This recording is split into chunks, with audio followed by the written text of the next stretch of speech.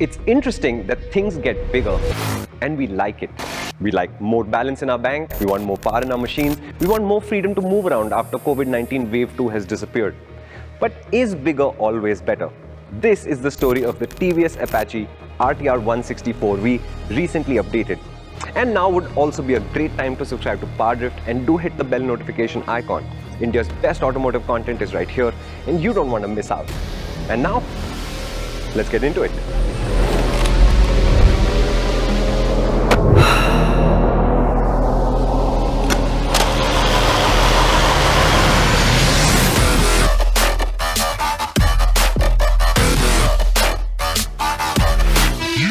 First generation Apache, a 150, was one of the sharpest, quickest motorcycles in its class. But the next generation was so dramatic that Gen 1 is about as memorable as David Schwimmer, at least compared to Matt LeBlanc. Gen 2 superpower was that it was a 160, the first one. It matched the Pulsar's power and told us clearly that RTR was not ready to race. It was in fact racing throttle response, signifying that TVS Racing's fastest were helping develop the Apache series. So now we have the new 160.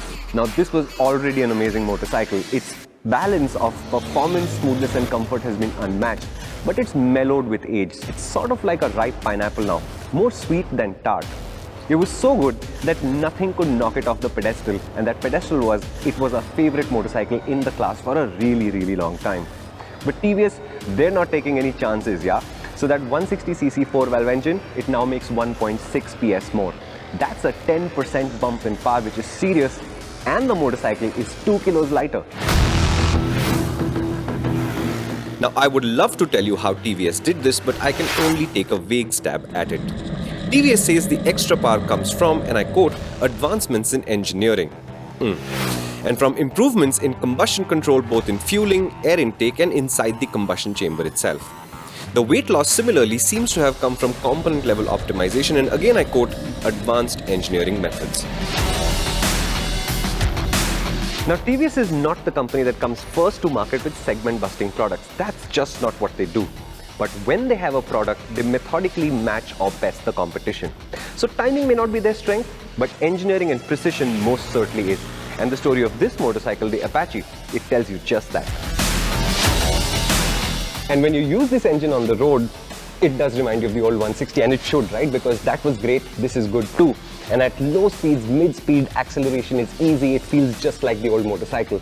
The big difference for me is above 6,500 RPM, where clearly this motorcycle has more staying power, more grunt, and it gets past things even harder. But even more impressive than that is the change in the tone of the engine, because this engine had become very soft, very refined, very smooth, and they've taken it back one notch, and I really enjoyed that, because especially above 6,500 RPM, there is a harder edge to how the engine feels. It's not enough for me to call it strain, although I'd be okay with strain because it has 1.6 PS more, but altogether this engine feels like it's working and producing performance, which is a very satisfying motorcycle to ride. So that, big thumbs up from me. TVS does deploy its GTT Glide Through tech, where the motorcycle's ECU helps you maintain a specific speed 7, 12 and 17 in first, second and third gears without any clutch or throttle input. It'll climb slopes, manage pillions and all that. This is clever and very useful if the traffic in your town matches these speeds. So the core of the update is definitely the engine, but I'm happy to report that in terms of dynamics, this is 100% Apache RTR 160. I haven't ridden 160s in a while, but getting back on this motorcycle, it felt like I was meeting an old, very intelligent friend. Now TVS is quite happy to make sporty motorcycles, but I think with the BS6 160, the motorcycle before this one, that motorcycle became a little too refined, a little too sober and felt a little too mature rather than youthful when you rode it. I'm happy to report that the balance has been restored, because between the extra performance in the engine, the sharpness that it is giving you, the Showa suspension and the frame, this is youthful, energetic and enthusiastic once again. I'm super happy to ride it.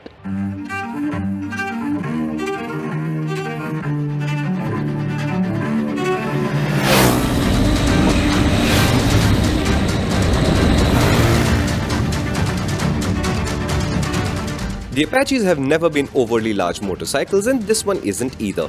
But since the Draken concept did its magic, the Apaches had a fairly roomy, fairly comfortable riding position, which is sporty enough and upright enough both. This is important because while most Apache 160s will only ever go from home to college or work and back, the RTR loves corners, it always has, and this one does too.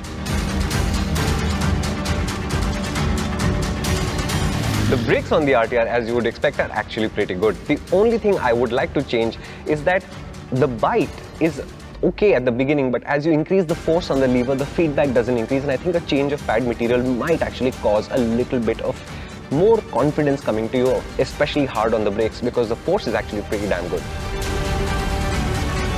TVS did some designery with this version to round things off, so there is this fancy seat design and updated graphics. I'm happy to say that the dramatic design of the Apache, despite the raised eyebrow DRLs, is aging very gracefully indeed, and this motorcycle still looks striking, if not fresh. Hey TVS, how about the white backlight on the 160 also now, eh? Okay, look, the TVS Apache RTR 160 has always been at the top or near the top of our most wanted list in the 160cc class. And it's not hard to see why, right? It's got performance, it's comfortable, it's got great ride quality and sharp handling. In fact, I would say if TVS had offered this motorcycle with dual channel ABS, this would be a nutcase. I mean, an open and shut case. And I do have a bone to pick on that front, and not with TVS or Bajaj, but with the chap who drafted the ABS law, because they've left a loophole the size of Jupiter in there. And I mean the planet, not the scooter. How do I put this clearly? Let's say that you were not as dumb as the dumbest guy in your class. That would definitely be an improvement, but that is not a result.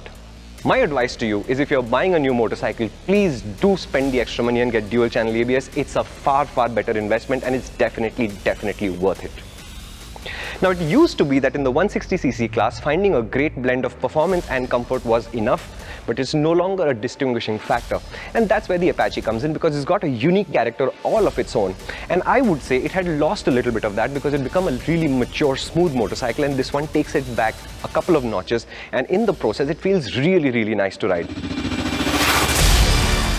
Now, out of these motorcycles, at 1.08 lakh rupees, you can also get the Bajaj NS160, the Suzuki Gixxer, the Hero 160R, and the Yamaha FZ, of course, is a little bit cheaper.